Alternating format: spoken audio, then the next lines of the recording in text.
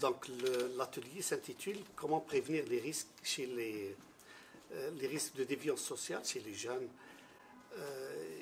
C'est un thème très pertinent. L'enjeu, c'est que l'enfant, plus il grandit, plus son milieu s'élargit et plus l'influence des pairs et du milieu se font de plus en plus fort.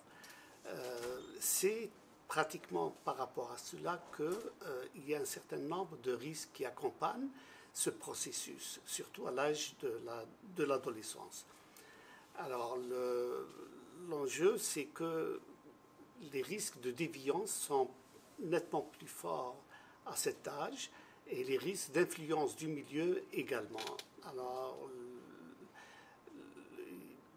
il est très important de prendre conscience que c'est un phénomène, s'il n'est pas prévenu, s'il n'est pas arrêté, il est irréversible.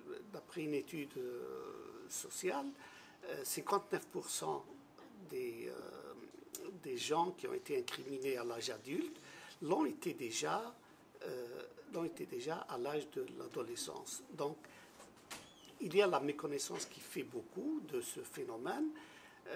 Il y a également nécessité de sensibiliser à la fois les parents, de sensibiliser les enfants aux enjeux de la déviance sociale, aux facteurs de risque, aux facteurs de protection et au rôle surtout de la famille étant à la fois le premier espace de socialisation où l'enfant apprend à comment vivre en société d'une part, et étant donné que la famille est le fournisseur des premiers besoins à la fois de survie et de vie sociale.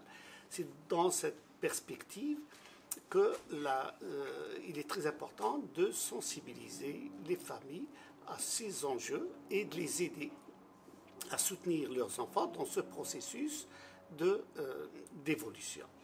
C'est à peu près ça l'importance et la pertinence de cet atelier qui sera suivi probablement d'un autre atelier sur les facteurs de risque liés d'une façon particulière aussi au contexte d'immigration, et il sera également suivi par un atelier